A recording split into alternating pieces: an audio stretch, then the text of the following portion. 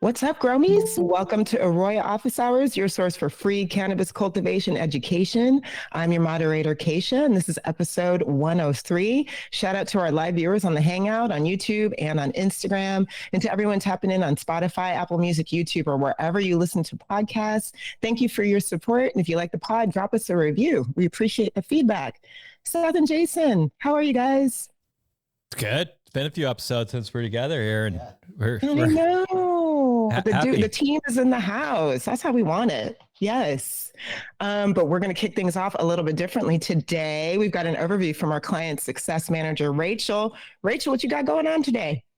Hey, thanks, Kaisha. Yeah, my name's Rachel. I work for the client success department. So today I wanted to go over cleaning your Terra sensors. So these guys, they get a little crunchy around the bottom there. If you see any salt residue, I really like to use a little bit of dish soap and a sponge. Nothing too crazy. You can use a scrubby and don't use any of those SOS pads. They're a little too much. If it's really on there, you can soak it overnight and just give it a good rinse, dry it off. You're good to go. One other point I like to make is about the climate stations.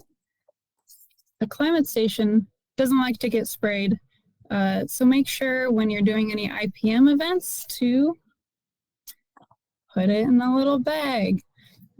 Kill the bugs, not the sensors. So that's my tips and tricks for today. Thanks, Kaisha. Take it away. Rachel, you rock. It is so nice to have you on here. Thank you for dropping those best practices. We do get those questions from time to time. Seth and Jason, anything you want to add to Rachel's overview? I think she nailed it. Yeah. Thank you, Rachel. Yeah. We appreciate you, Rachel. All right, we're going to leave you to it, but we hope that you're going to be coming on the show a little bit more frequently so we can share some updates with the folks. Yeah? Yeah, heck yeah. Awesome. Thank you so much for coming. All right. Seth and Jason, you ready for our first question? I think so. Let's jump in. All right, guys. Let's do it. All right. So we got this one from Billy on Instagram. He writes, we have a room that we might have grown our plants a little too big for the substrate.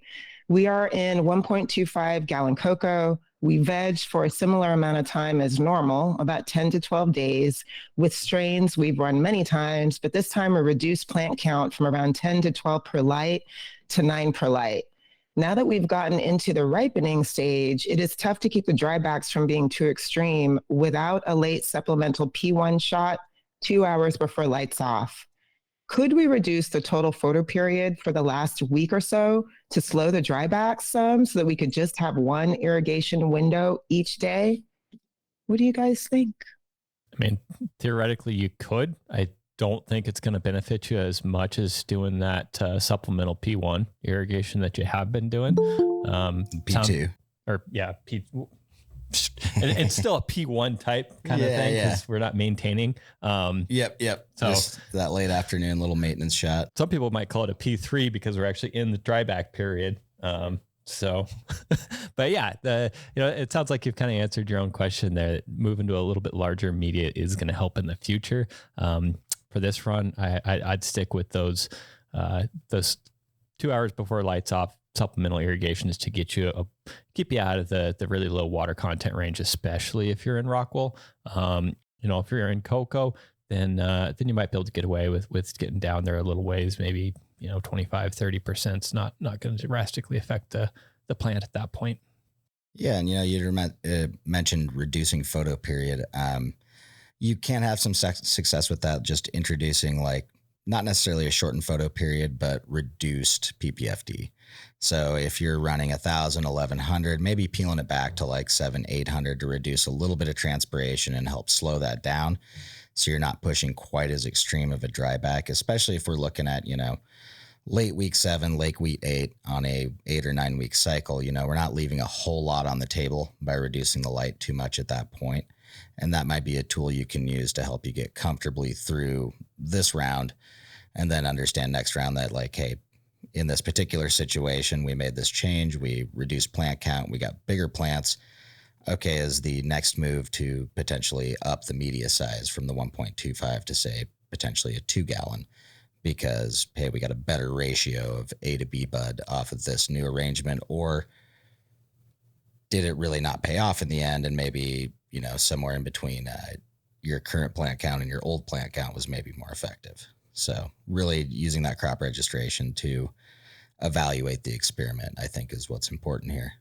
Yeah. And, specifically with ripening, I did want to bring up the idea of water use efficiency, WUE, in relationship to CO2 concentration. So if you do typically cut your CO2, you may actually keep it up in this specific situation just to make sure that you're supplying enough CO2 to keep your water use efficiency high. So, as we've talked about before, CO2 is one of those interesting things where we're actually, when we have a high enough concentration, the stomates don't have to transpire quite as much. The gas exchange can be reduced because we're able to get a higher concentration of CO2 in with less breaths from the plant, if you will. Outstanding. Thank you guys so much for that. All right. Good luck out there, Billy. Thank you for your question. Excuse me. We got another question here in the Hangout from someone named Seth. Seth is asking, how long after an initial rooting in period would you wait before starting the rooting process again with a slab? I'd like to aim for a 3-week veg using 4-inch Rockwell blocks onto uni slabs, and I'm not sure how to time it where they get the fast dryback advantage of the 4-inch, but still have time to fill out the slab before flipping. Thanks. What do you guys think? There's kind of a couple things to discuss here. Number one, taking advantage of that intermediate 4x4x4 or even 4x4x2.5 is a great option. Helps you really nail that veg. As far as timing goes, we're usually looking at a 10 to a 14-day veg before putting it on a slab. With certain strains, maybe going a little longer, but typically not. And then when you do transplant that onto the slab or your unislab, there's a certain action going on. So basically, the plant's producing all of its auxin out in the outer tips of the branches and pushing that down into the roots as it's rooting in. So a plant that's rooting into that slab, especially after that initial 5 to 7 day period, is going to have a lot more vigorous growth than a plant that was just in a 1 or a 2-gallon waiting to get that bigger irrigation. So as counterintuitive as it seems, flipping a pretty small plant compared to what you might be used to in a past before running a situation or a stacking situation like this, as counterintuitive as that seems, it actually works for you quite well. I mean, to some degree, the question was asking, all right, how long do we need after we've rooted our clone into our 4x? How long do we need until we can start rooting that cube onto the slab? And like I was saying, it's somewhat constrained because we absolutely need to prioritize the rooting in practices at each of those steps, right? So typically getting from a clone plug to being rooted into a 4x, we're looking at 3 days, maybe 4 days in pretty good conditions. And then we need to obviously, optimize what our veg growth looks like. I would maintain, looking at 2 crop registration factors. The first being, how much root mass are we seeing out of the bottom of that 4x4?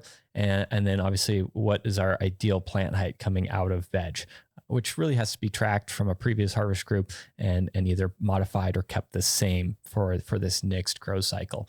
I usually shoot for, around say 60% of the bottom of that cube showing exposed roots. And one of the things kind of here to think in mind is that we're working with a lot of factors. Obviously, we have the constraints of a schedule. We have the constraints of how this genetic operates.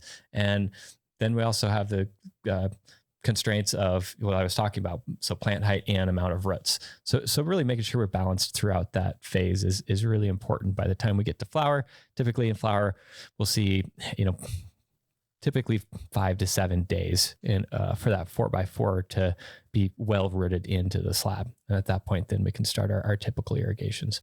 Yeah, I think the thing to highlight there too is like the day 1 of transplant, throwing that cube on the slab, that is day 1 of flower.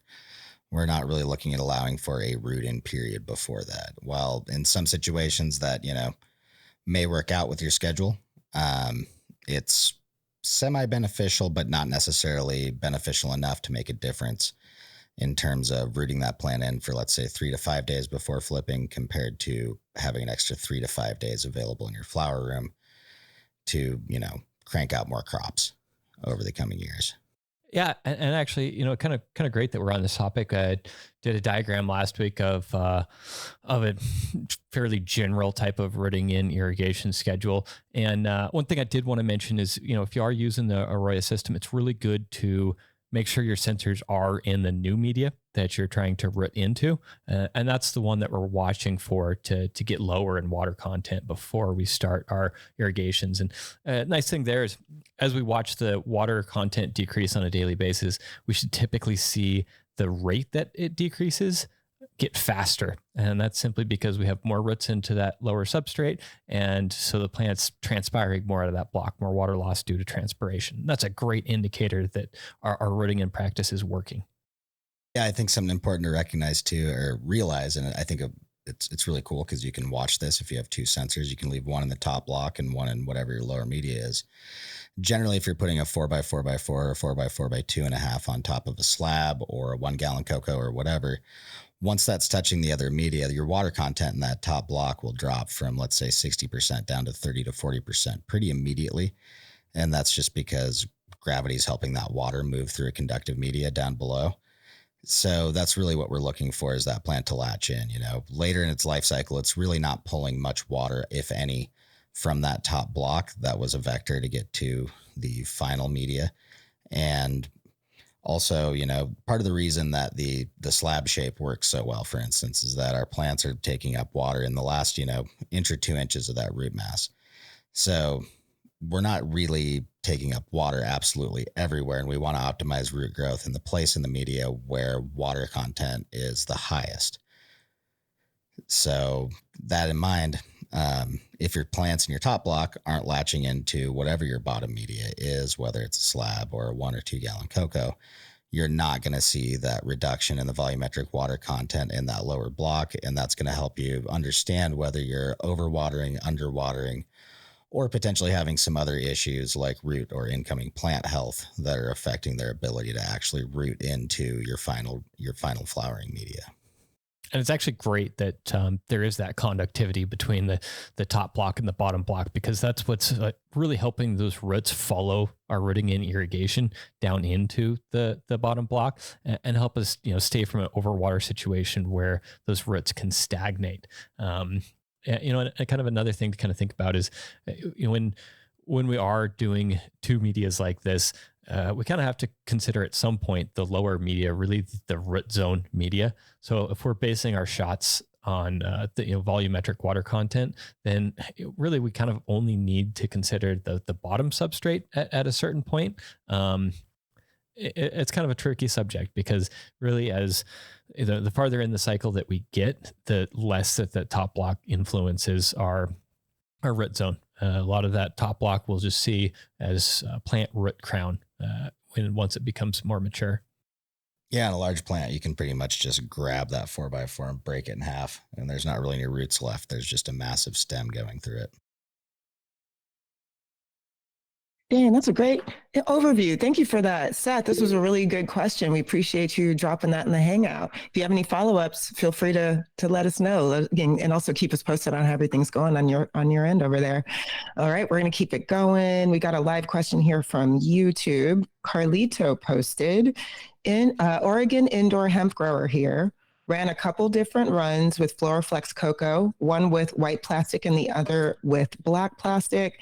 The one with black shade cloth dried back faster, but the white plastic had healthier roots, which is better. Seemed to get proper dry back with the plastic ones. What do y'all think? So it sounds like the black ones were a mesh. So obviously on the market right now, probably some of the two most common cocoa medias are the I don't know if they're cellophane or PVC or whatever, the non-porous plastic, and that's the white ones that he's talking about. And then in this case, the mesh ones. So yeah, you're right. I read that wrong. It was a black shade cloth. Perfect. That's exactly what we needed to hear. So when we think about that, probably some of the biggest differences are really going to be, and the reason that he's seeing an increase in dryback of the mesh ones is simply due to exposed root zone. They're going to see more evaporation. So when you think about, all right, where does water go when we put it in the root zone? Well, it goes to one, runoff, which we should be able to easily calculate by taking some runoff readings and some of that registration information. And then the other two that aren't quite as easy to calculate is evaporation and then transpiration. So that's probably going to be one of the biggest differences. A little bit more access to oxygen. That's what I got. Yeah, I mean, you nail it there, basically, between evaporation and then the fact that your roots fill out the mesh pot in a different way. We do see a bigger dryback, and that's also why, if we're talking about, some of your smaller 1 gallon and sub 1 gallon, but high water holding capacity cocos, that's what helps make that possible, is running it in a mesh bag and achieving that greater dryback. As far as which one's better,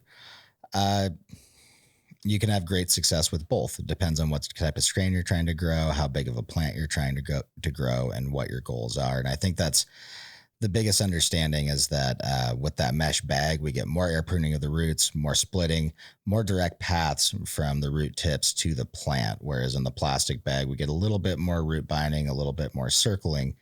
So effectively, you can probably grow a slightly bigger plant in the mesh bag at the expense of potentially having trouble ripening later on in flower. Whereas in the plastic bag, we're getting a little better water holding retention. And maybe a good way to compare it is running, a slab or a unislab versus something like a GR40 from Grodan, which is an open top and open bottom block that, has a lot higher evaporation rate. The wrap on the block is typically what's helping hold in that moisture and rock wool. And the same goes for cocoa. So all things considered, which one do you prefer running? What are your strains like? If it's a more generative leaning strain, we might look at running if it's really, really generative to the point that we can bulk it a lot and still get it to finish, the mesh bag might be the hot ticket. If we have something that's a little more finicky and we actually do have to push that generative ripening, going with something like the plastic bag, that's going to give us a little bit longer dryback window, a little bit better water holding capacity and efficient water use. It might be the ticket within the same media size, given the two options to allow us to finish that plant easier. Yeah, and since he did specify the colors of the pots in here, maybe I'll bring up the impacts of solar radiation on substrate. It can be very minimal. It might have really no influence in this specific situation, but in certain situations, black pots are going to absorb quite a bit more heat, depending on how much light penetration we see down there. And if it's a mesh black one, there's probably the evaporative cooling that might be keeping the substrate in the same temperature, but that is also going to increase the amount of evaporation we're seeing from that specific substrate in this case. Yeah, it's a good point. There's a reason we see white pots and white trays in the industry versus just black, especially in the greenhouse industry, where we've got a lot of solar radiation coming through there. And in certain cases, the difference between a white and a black tray and white and black pot might actually be pretty appreciable. In most indoor growing situations, though, it's not generally a huge problem. That was great. Thank you guys for that. We talked a lot about pot size making a big difference. So it's cool to kind of talk about pot material and color as well. All right. Well, Carlito, good luck out there. Thank you so much. We got a lot of comments coming in on YouTube. I'm going to go ahead and read this next question here. Hunter posted, I heard you say you like to get your P1 out of the way in about an hour. What shot size or intervals in between achieves this? Then what does P2 look like? Shot size and intervals to stack generative. So kind of my default, my very basic for generative P1 is to keep it as simple as possible, is in irrigation every 15 minutes, do 4 of them, right? If, you can do more shots, then that's fine too. But, at the very least, I like to do 1 irrigation every 15 minutes in order to get up to field capacity.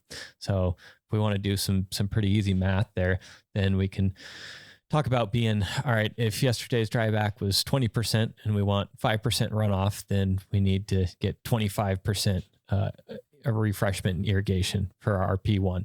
And if we want to break that up into, 5 irrigations, because it's easier to say a 5% shot, then that's what we'll do. And probably, you could do 5 irrigations. You could do one every 15 minutes. Being at an hour and 15 minutes versus an hour is not going to make a huge effect.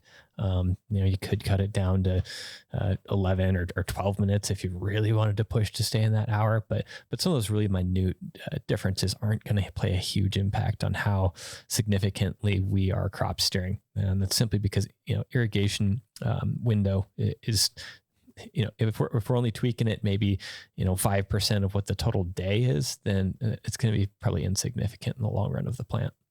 Yeah, I think we should dive into why that 15 minutes is important, though. And part of the big reason there is because that's a really average time among most medias that we can say, hey, as long as you put on a shot that's, generally under 5%, and especially if it's 3% or under, we're not going to see any channeling in between those irrigation events, which is we don't want to be rinsing the media while we're trying to achieve field capacity because, number one, that's not helping us achieve our EC goals necessarily. Number two, that's just a waste of water. And also, if we're running that water off and we're counting on it to stay in the media, suddenly our calculations and ability to hit field capacity really aren't going to make sense. And we say, hey, we're putting on, a liter of water a day, but we're not hitting field capacity. Well, we have some inefficiency in that P1 run. So what we're really looking at is how, media specific, if we go back to, let's say, growing in a 5-gallon 70-30 mix cocoa perlite, you go hit that thing with water once every other day, maybe for the first 3 to 4 weeks, and you just give it one huge shot. But part of that's because that media can actually take that volume of water. Let's say it's 3 liters or 5 liters. It can take that and actually move it around without running it off. It can wick the water around before gravity pulls it completely through the pot. When we're talking about a 1-gallon or a 2-gallon media, gravity is a lot more impactful on how quickly that media can actually wick that water around and retain it without running off. So those, not only shot durations or volume that we're delivering, but also the time between vary based on the media by how quickly it can actually absorb that water. So as a grower, when you're working with, hopefully in the rockwool space, you've got really consistent media. But for all of our cocoa growers out there, if you're really good at what you do and the people you buy cocoa from are really good at what they do, they're probably going to have some supply chain issues at some point because they have a good product and they're selling out of it, right? So you might get hit with having to use a media that you're unfamiliar with, whether it's switching from cocoa to rockwool or just different brands of cocoa. And it's really important to understand that you can have really similar success with some of these different medias, and that, some of these same driving factors are really what's responsible for your results. So if you're used to growing in, let's say, a 1-gallon media that gets 55 to 65%, and you're hit with some supply chain issues, and someone says, hey, I can't get you any of the 1 gallons you want, but I can get you all these 2 gallons. You can get really good performance out of a 2-gallon that has a lower water holding capacity as a 1-gallon. You just got to kind of try to compare them and see where you can make things apples to apples and where you can't. And that's where shot size and duration are going to come in. So for instance, in a 2-gallon that held 45% water capacity, hitting that 1 hour generative window is going to be really, really easy if you've been used to trying to hit it in a 2-hour window or a 1 hour window with a 1-gallon pot, for instance. So it's just important to understand that, we're really looking at trying to minimize that irrigation time and maximize that dryback time, and that we've got a few different media factors that are at play here that, when taken into account, can be worked with easily. Yeah, and kind of another thing that impacts how quickly our substrate wicks is usually more porous substrates are going to wick not as well, right? So if we do have that chunky cocoa, it's very important to be following these processes. And, like as Seth was saying, if we're used to a 1 gallon at 60% water holding capacity, that's 0.6 gallons of water available in there. If we need to change to a 2 gallon, the next best alternative would be that 45% water holding capacity, because then we're at 0.9 gallons, right? Somewhere like a third more, rather than actually twice as much water that can be held in that substrate. Yeah, I think that's the important thing, is at the end of the day, your pot size isn't really actually determined by how big is your pot, but how much water can it hold and how quickly will it dry back and lose that water. So not a third, 50% more, not 100% more. Sorry. No, that's a good point though. I mean, I think that's something that's somewhat lost in translation when people are talking about the advantages and disadvantage of different media. And sometimes all it boils down to is the two are actually quite similar. One of them you can easily go way more generative in, or ride the perfect balance for the strain and size of plant you're trying to grow, and one's just too small or too big. So much good advice. Thank you guys for that. Hunter, thank you so much for your question. Keep us posted. Good luck. All right, I'm going to keep it moving. More YouTube comments here. Golden Child posted this. They write, I routinely see my washout EC being higher than my in-pot sensors by a couple EC. When shooting for ideal EC ranges, what value would you trust more, runoff EC or the sensor reading?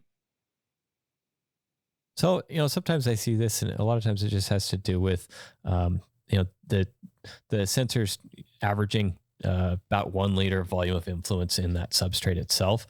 And a lot of times if I've got, especially in cases where I don't have very much runoff in volume, it's going to be pushing out some of the most salt saturated solution right out of the bottom of the pot.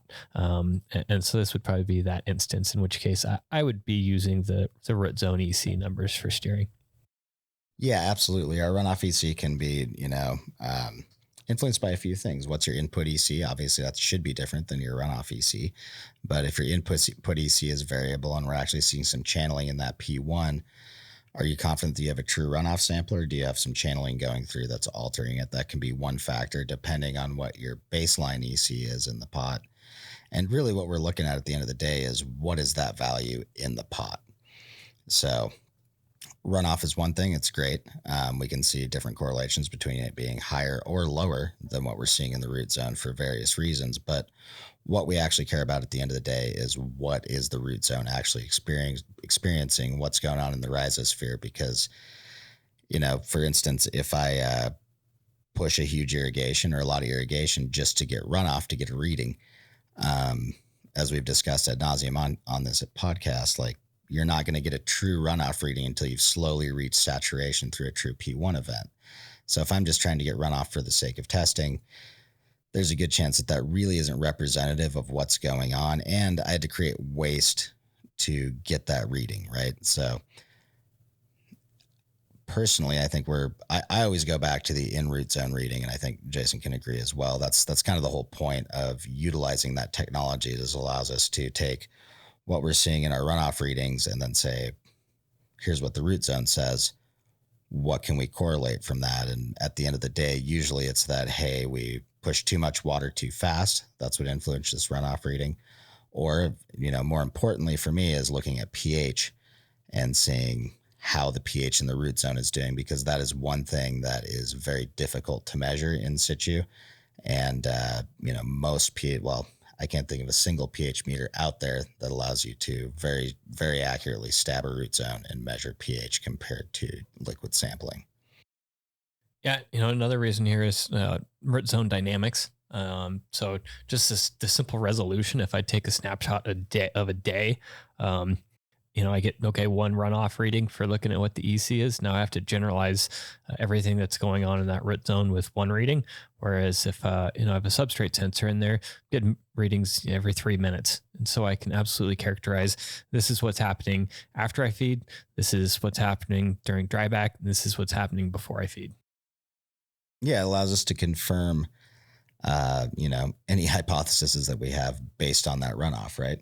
You can say, hey, I'm getting higher EC, lower EC. I'm theorizing that it's feeding more or feeding less, but what is that EC in solution actually doing throughout that time period? So it takes some guessing out and allows us to, really narrow down on overfeeding, underfeeding, pH drift, like what is the true culprit? And, that's part of why we really hammer down on not flushing, is because that's, at the end of the day, flushing is kind of like an old school crutch.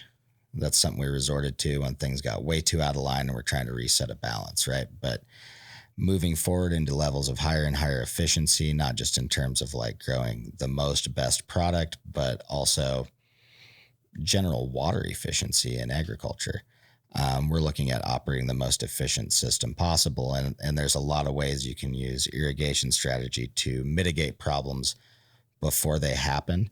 And one cool thing about cannabis production, even though, we're kind of in a box where we've really got to maximize what's going on in this room, we're getting so much data and turning over so many crops so quickly that if we have a situation that say, hey, we've got EC building too much, or actually it's not building enough and we have a pH drop, hey, that happened the last 3 runs on this strain. Let's adjust the feed schedule to mitigate that, rather than going with flushing, which we know is probably, if we have to try to reset that osmotic stasis or that osmotic balance in the root zone, and also reset the nutrient balance, pH, like that's going to shock the plant. We're going to lose some efficiency. So we can really take advantage of that, constantly accumulating data to make better choices the next time.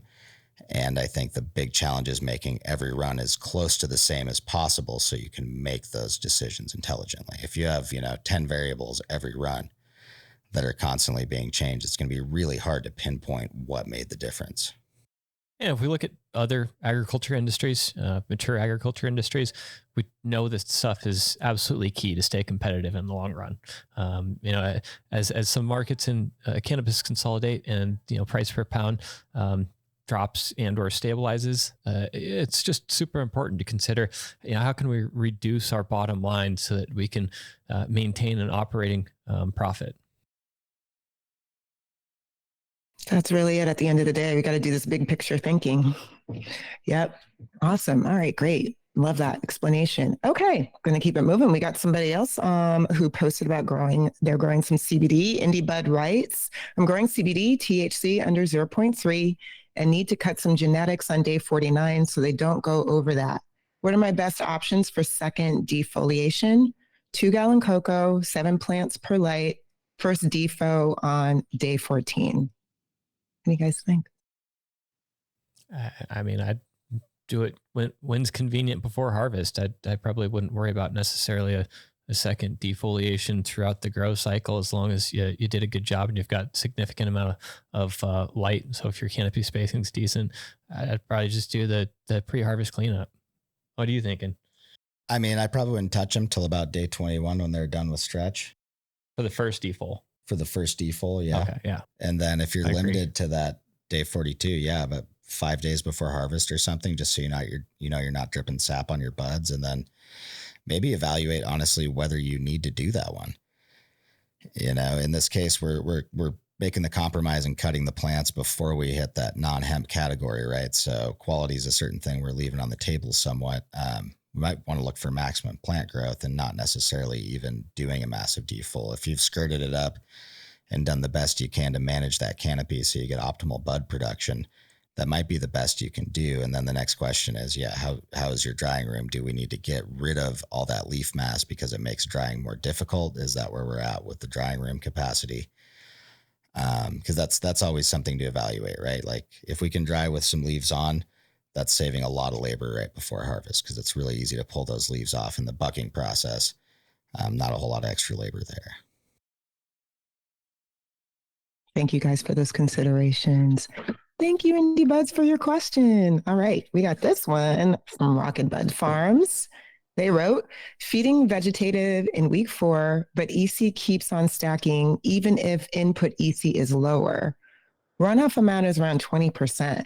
Should I feed with much smaller EC or push more runoff? We're gonna have to generalize on this what are one. You feeding at there? That's part of it. What are we feeding at? And then how deep are those drybacks getting? Like it's really hard to know without a whole lot more information. How vegetative are we running? Yeah. How many What's the pulses are we irrigation window? doing? Yeah. What kind of dryback are we seeing on that vegetative feeding? If it's a pretty low dryback, we wouldn't expect to see a whole lot of EC being pulled out. What kind of light levels are we looking at? If we're feeding very heavily but don't have the light levels to support it, we can make the plant tolerate that high EC level without any ill effects, but there's really no point, and then we won't see it feeding nearly as heavily either. And what is the pH looking like in the runoff?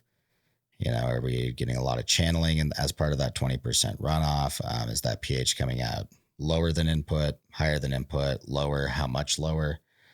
Those will all be valuable things to see. If that pH is coming off exactly the same or a little higher than your input pH, might be looking at an overfeeding and underlit situation for quite some period of time, / even having low VPD for a long time can influence that too, because we're not getting enough water uptake for the plant to feed as much as it wants to.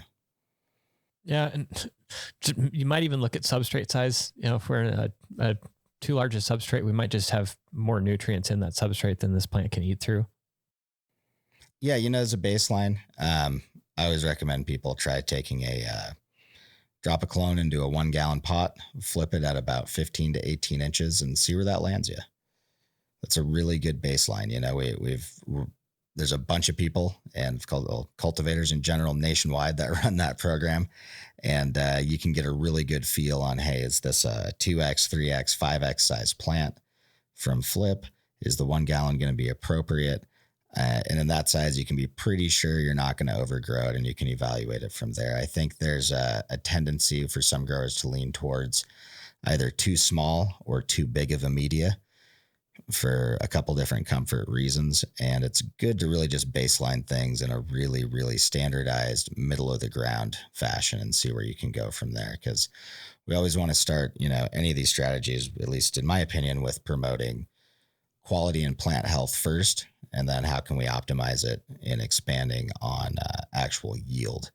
Because if you, for instance, flip a 3-foot tall plant in a 1 gallon pot and blow it out, you're not giving that plant a fair representation of what it could do, right? And you might accidentally throw something away that actually is really good if you grew it in a 2 gallon.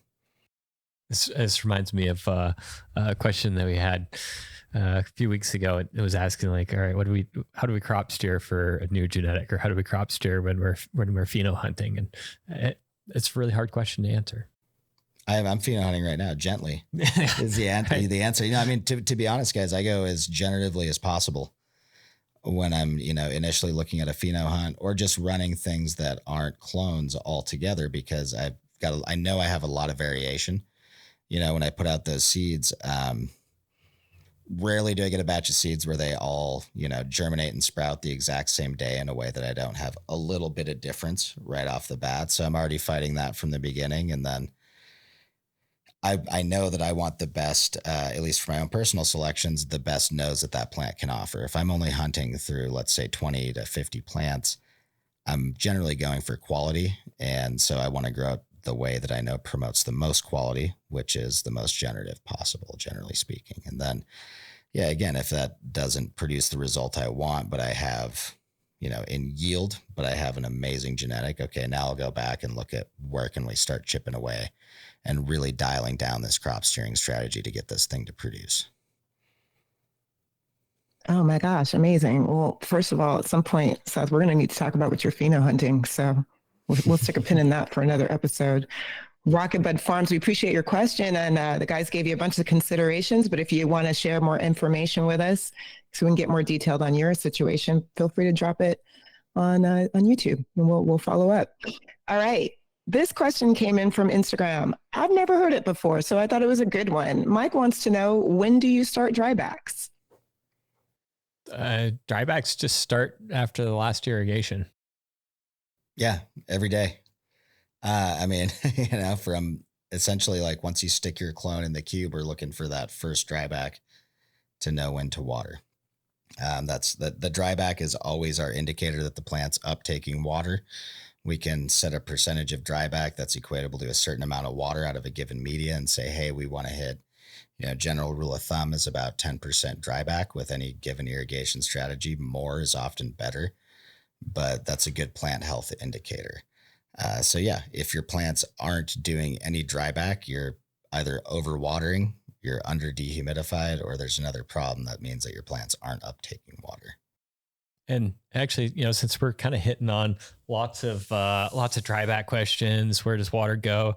Let's make a little diagram here, and we'll talk about one of the things that I always look for. It's kind of really obvious to me about how well are my plants drinking? How well are they photosynthesizing? So got our whiteboard here.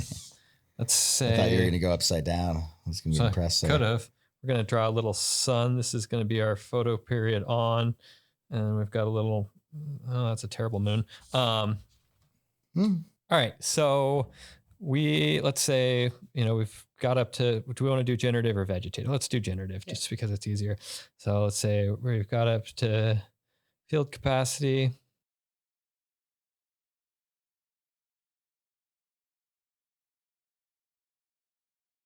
No Da Vinci on the show here today, but yes. So here's our photo period on. Here's our photo period off. Lights off.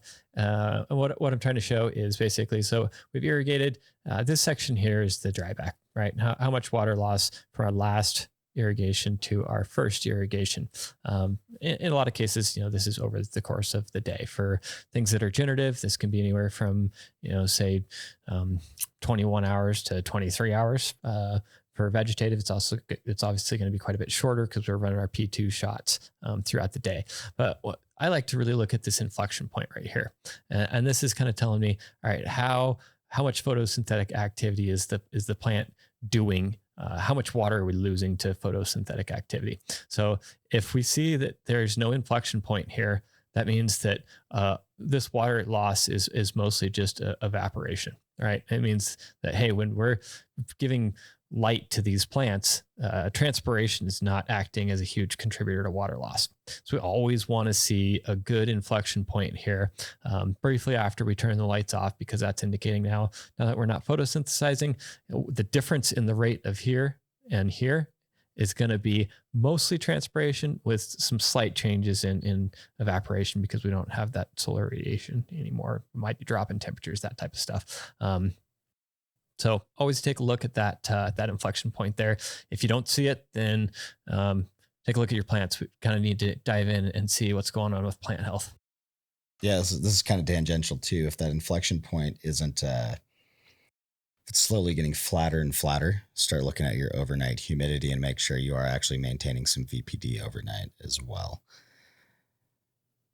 Well, needless to say, I'm glad Mike asked about when to start drybacks. So yeah, right, and away. I think, one thing we talk about a lot on this, and I can't hammer it home enough, is that dryback percentage can vary so much on what's optimal for different media and different plant sizes. What we're really looking for is, that overall time, and then the ability to analyze these trends and make sure that the plants are doing what we want them to. And we're not just seeing like overall, percentage change as the goal on the graph. Awesome. Thank you. We love a whiteboard demo. Front Row Ag. Appreciate the hookup. All right, we're going to keep going. We got this question on Instagram. Ilya dropped it. They write, hello, I've got a question about leaf surface temperature. I know optimally I want to be at 81, 82, but whether I run LEDs or HPSs, I can't get there. I've got to run rooms well into the 85, 86 ambient temp just to get close to that. I don't have fans hitting the leaves directly, and even with under canopy lights, the middle only gets to like 77, 78. Any suggestions? I guess the first thing to look at would be how far your different lights, whether HPS or LED, are away from your canopy. And I've seen a lot of situations where 1,000 watt HPS or the 1-to-1 1,000 watt replacement LEDs are strapped up fairly high, especially if they're on like a 5x6 light spread or something bigger. So that's definitely one thing to check out. And also why leaf surface temp, we always often talk about there being, HPS is above ambient room temp and LEDs below, but that is not always the case depending on, how far your lights are away, what your airflow is. And then, that light spread, you might actually not be getting as much light as you hoped in the situation. That might be part of why, for instance, shoving under canopy lighting in there, inner canopy lighting was a great solution at the time, because you're just not getting enough light radiation to those leaves. As far as focusing on that 80 to 82, I guess I would see how my system is doing up in that 84 to 85 range. I definitely have run into situations where that, I think Jason, you can back this, that seems to be appropriate, especially in some of these LED grows with bigger rooms and lots of airflow to consider. However, if you're finding yourself pushing above 86, 87 to try to achieve that, 78 to 80 is still pretty good. Yeah. Some things that I would look at, one would be my sampling practices. So are my sensors, are they accurate enough? And am I using the same sensors? Like, because obviously if you're doing leaf temp, you're probably using either infrared radiometer or some type of thermal camera. Is it decent enough to make you trust some of the numbers that you're seeing? And what's the plus or minus on the other equipment that you're using? That might just give you an idea of, all right, can I completely trust as I start to get super dialed in with these numbers? A lot of the cheaper infrared radiometers that we see on Amazon and stuff aren't as accurate as we'd hope. And then another thing I would also try to think about or check for sure is, what are our CO2 levels? If we're not at sufficient CO2 levels, we can experience that, that lower water use efficiency that I was talking about. So, what is keeping leaf surfaces cool is the fact that they're expelling water vapor from the surface via the stomates, and the evaporative cooling effect of that water coming out of there is what's keeping that leaf cooler than its surrounding environment. So if we don't have enough CO2, then we've got more water vapor coming out of that leaf surface, which could contribute to lower than expected leaf surface temperatures. Nailed it there, man. For real. And Yeah. just give lots of options here to see. Investigate. Yeah, and I think one thing I find helpful too is getting, even spending a little over $2,000 on like a FLIR gun or a thermal camera that you can use to visualize averages, because man, you can spend a lot of time with a laser thermometer getting hundreds and hundreds and hundreds of samples, trying to figure out what your average leaf surface temperature is and map it throughout the room, which can be frustrating on some strains versus others.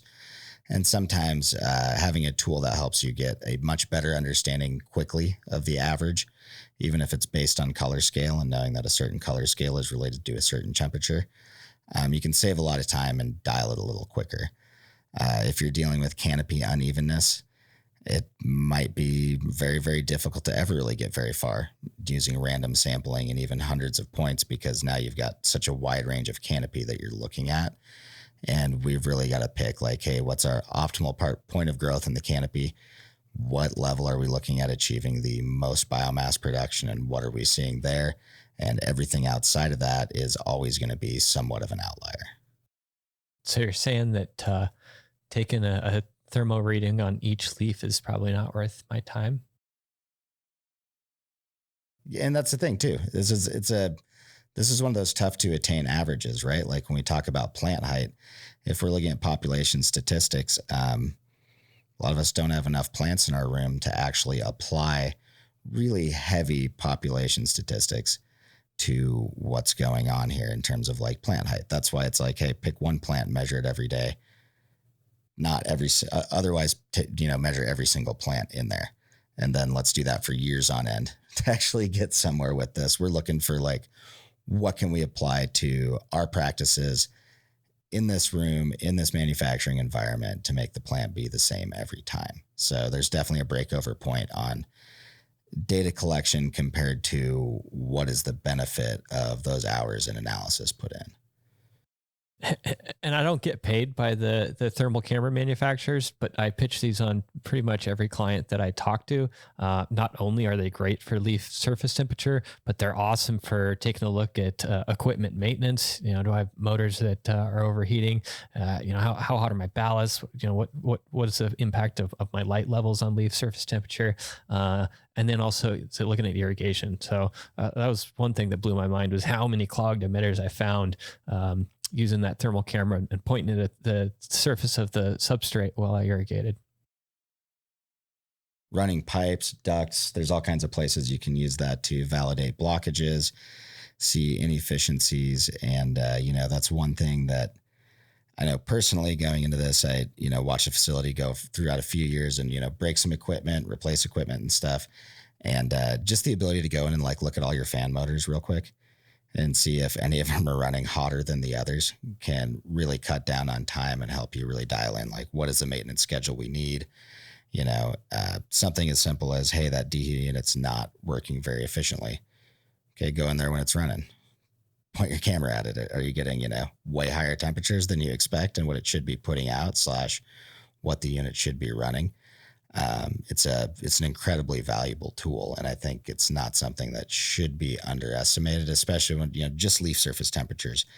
If you were going to go take 300 samples in one room and then, build averages based on zones in the room and depth, like that's a lot of hours of work versus a fairly quick scan to see what shade of red or purple. Proactive maintenance. Oh, sorry. Oh, go ahead. Yeah. I was going to say proactive maintenance is always cheaper than reactive maintenance. Yeah. Absolutely. And less stressful. Less stressful. Yeah. Amazing. All right. That was a great overview. Again, Ilya, we appreciate your question. Thank you so much. All right. We got this question on Instagram. Tricom Valley writes, I just purchased a Terrace 12 sensor. How should the chart look? How do I read and interpret the information so I could make a call to say if my EC is too low or too high, for instance? Does it mean something when the volumetric water content line goes below the EC line? First off, intersection of water content and EC line. It's the only reason you see that's because we were using one chart tag to chart both of them. The actual axis on there is dynamic to what it's displaying. So if you start looking at a larger time frame, there's a chance that they won't even intersect anymore. You can turn one of those lines on or off, and so there's really no meaning to when those lines cross. They're just sharing a chart. Yeah, I mean, basically what we should see is, glad Jason drew this. This is a water content line. After an irrigation, we should see that water content increase. You stop irrigating, it's drying back throughout the day, so we can ride that line. And then with the EC, if your EC is actually stacking up, we should see that increase towards the end of your dryback. And then, the big thing with EC to look out for, especially if you're just getting into some of the substrate monitoring, if you've been using runoff samples forever, you might be surprised by how low or high your substrate EC can be. And just remember that, in most growing situations, up to 1,000 ppfd, especially with HPS and even most LED, we're seeing, a 4 to a 7 range at the wettest point as far as EC is concerned, and that can dry back to like a 10 to 14 without any major concern. Obviously, there's exceptions to those rules with different strains, but those are the typical values we generally see. Amazing. Thank you, guys. All right. We got this question in on YouTube. It is about flushing, but not what you think. Green Coast LAX wants to know, do you flush your lines between runs with hypochlorous acid? It's good practice too. I actually like to have a little bit of hyperchlorous injected on that irrigations throughout the run too. Very low amount. It's going to help us keep our dissolved oxygen levels up and just kind of stay on a good clean route. Yeah, I mean, if we're talking about an in-between round flush, I mean, you can get pretty wild within the limitations of degrading your plastic. I mean, personally, because I know I'm replacing a lot of this stuff regularly, I like to take phosphoric acid or sulfuric, whatever I have, and pH down a soak to like 2.5. Let it soak and get hot in there and break up a lot of that mineral content that I'm going to try to flush out of those lines. And then, also remember that things like hypochlorous acid, green clean, Sanidate, any peroxide-based cleaner, they're not exactly a strong acid cleaner. So those are serving to sanitize your irrigation lines, but they're not actually breaking up a lot of that really hard mineral concretion that can occur over time, even in a relatively well-maintained system. If we're talking years in application on one set of pipes, we're going to get some buildup in there, most likely. And if not, that means we're running enough acidic solution through there that eventually we're probably going to crack the plastic and start degrading it also. Yeah, just make sure that you do run some actual fertigation through your system before you end up running that next run. Yep, absolutely. Prime your lines, make sure you've got nothing in there that's going to react with your incoming fertigation solution. So push it all the way through and make sure you're never pushing any kind of heavy duty cleaning agent onto your plants, with the exception, like I said, hypochlorous acid run at appropriate dosages Usually like, the 1 milliliter per gallon range, even less sometimes, is more what we're talking about for constant sanitation in your feeding. All right, there it is. Seth and Jason officially synced in flushing practices certain times. Thank you guys for that. All right, we got a few minutes left. This was a great question we had in the bank, so I thought I'd go ahead and ask it. Miles wrote, love this pod. Question, I've always grown HPS, but my next project is a checkerboard HPS LED room. Should I target my climate and EC just a bit higher, like 82 degrees, 73 humidity to start veg, 3.2 EC, 12-foot ceilings, so light spread should be fairly uniform. Any other tips for this setup? Never flowered under LEDs. I mean, it should be a compromise. I've seen some really successful results under, checkered board, and I think you're right on. Since we are looking at kind of a spectrum that's combining both the properties of LED and HPS, we'd expect not as drastic of change needed in the environment as we would if we were doing a complete transition from HPS to LEDs. So I think you're on the right path. Yeah, I mean, I think some of it's going to depend on whether you have something more like a panel or a 1-to-1 LED versus like bars.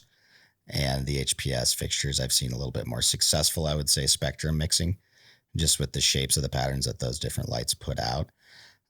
Also, this is right back to getting a thermometer and a light meter. Go see what we're looking at there. One of the two big differences between HPS and LED.